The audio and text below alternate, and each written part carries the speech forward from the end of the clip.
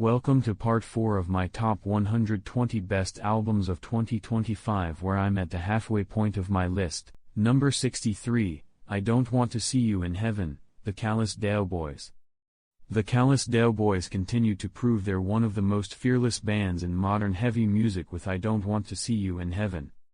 Blending mathcore, metalcore, emo, nu metal, jazz, pop, alt-rock, and experimental textures into one massive conceptual work, the band creates an album that constantly surprises without ever completely falling apart. Built around the idea of a fictional museum of failure, the record explores legacy, artistic ambition, insecurity, and identity while delivering some of the most creative songwriting heard in heavy music this year. It's overwhelming. It's ridiculous. And somehow, it works. Number 62, Viribus Unitus, 1914. 1914 continue their remarkable run with Viribus Unitus, a devastating black and death/doom metal epic that follows a single Ukrainian soldier through the horrors of World War I. Rather than focusing solely on battlefield carnage, the album explores brotherhood, survival, injury, captivity, loss, and the difficult reality of returning home forever changed. The result is the band's most personal and emotionally resonant record to date. It's crushingly heavy, deeply atmospheric, and surprisingly human. Number 61, Camgirl, Crippling Alcoholism. Crippling Alcoholism return with their most ambitious album yet, transforming post-punk, darkwave, goth rock, industrial textures, and pop songwriting into a disturbing neon-lit tragedy. Camgirl explores loneliness, obsession, digital intimacy, exploitation, self-destruction, and emotional decay through the story of Bella Pink and the people orbiting her world. The result feels like a nightclub slowly turning into a nightmare. What makes the album so compelling is its constant contrast. Catchy hooks, danceable grooves, and shimmering synths collide with grotesque humor, disturbing imagery, and genuinely heartbreaking moments. It's an album that makes you want to dance and recoil at the same time. Number 60, Dead Channel Sky, Clipping. Clipping. Return with Dead Channel Sky, a cyberpunk epic that transforms hip-hop into a futuristic nightmare of surveillance, technology, digital decay, and societal collapse. Across 20 tracks, the trio combine industrial hip-hop, drum and bass, rave music, techno, noise, and science fiction storytelling into one of the year's most unique listening experiences.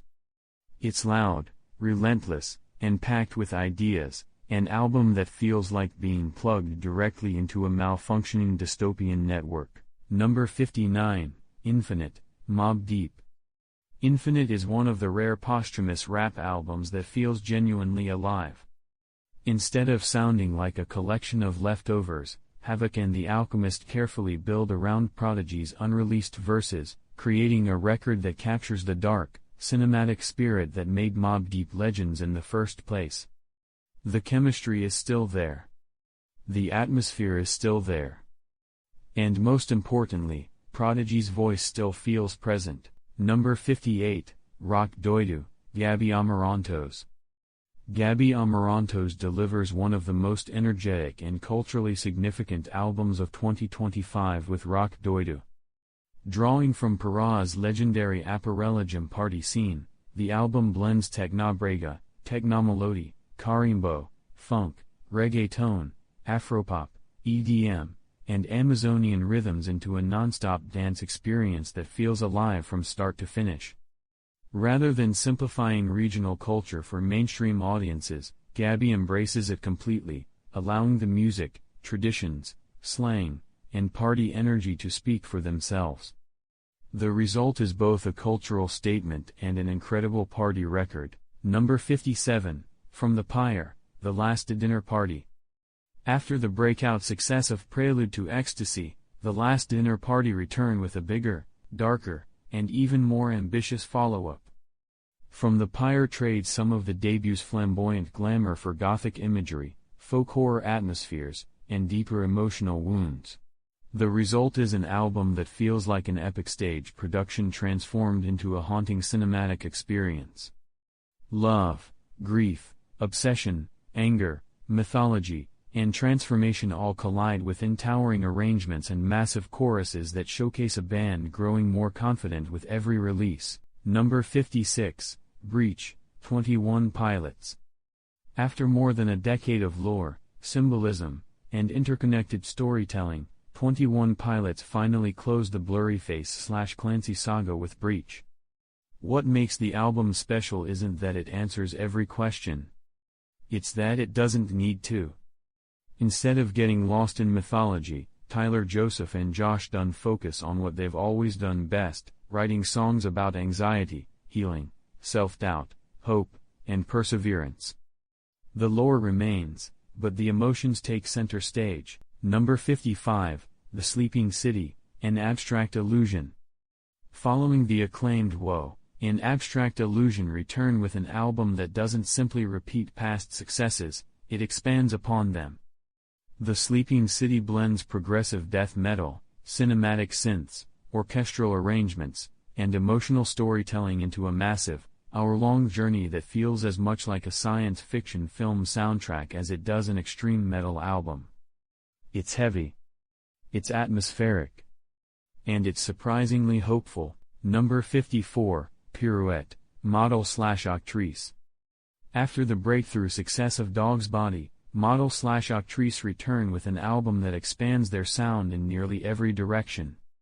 Pirouette takes the band's trademark industrial noise, post-punk tension, and dance-punk energy and injects it with greater emotional vulnerability, stronger melodies, and some of the most compelling songwriting of their career. It's loud. It's chaotic. It's intimate. And somehow it makes all of those things work together. Number 53, Tranquilizer, Oneohtrix Point Never. Daniel Lopatin delivers one of the most acclaimed electronic albums of 2025 with Tranquilizer. Built from obscure Y2K-era sample CDs and inspired by disappearing internet archives, the album transforms forgotten digital fragments into a mesmerizing exploration of memory, nostalgia, technology, and information overload. The result feels like wandering through a dream assembled from corrupted files, lost websites, and fading digital memories. It's challenging. It's emotional. And it's one of the most rewarding listens of the year. Number 52, Tether, Anastasia. One of the most remarkable debut albums of 2025 comes from Anastasia, whose stunning voice and deeply personal songwriting make Tether feel timeless from the very first listen. Blending folk, chamber pop, soul, blues, and subtle rock influences, the album explores themes of love, vulnerability, identity, self-worth, and emotional connection with rare honesty and grace. Rather than relying on grand gestures, Tether finds its power in small moments, careful details, and emotional authenticity. Number 51, God Does Like Ugly, JID. JID has spent years proving he's one of the most technically gifted rappers alive. With God Does Like Ugly, he proves he's also one of the most ambitious. Building on the foundation of the Forever Story, JID dives even deeper into themes of faith, family, identity, trauma, community, and personal growth while experimenting with some of the most adventurous production heard on a major rap album in 2025. The result is a record that's challenging, rewarding, emotional, and endlessly replayable. Number 50, Forever How Long, Black Country, New Road. Following the departure of Isaac Wood, many questioned what Black Country, New Road would become. Rather than attempting to recreate the past, the band chose reinvention. Forever How Long abandons much of the anxious post-punk intensity that defined their earlier work and embraces a lush blend of chamber pop, progressive folk, baroque arrangements, and literary storytelling. The result is an album that feels less like a continuation and more like the beginning of an entirely new chapter. And remarkably, it works. Number 49, Balloonerism, Mac Miller. One of the most moving releases of 2025 isn't a brand new album. It's a lost chapter.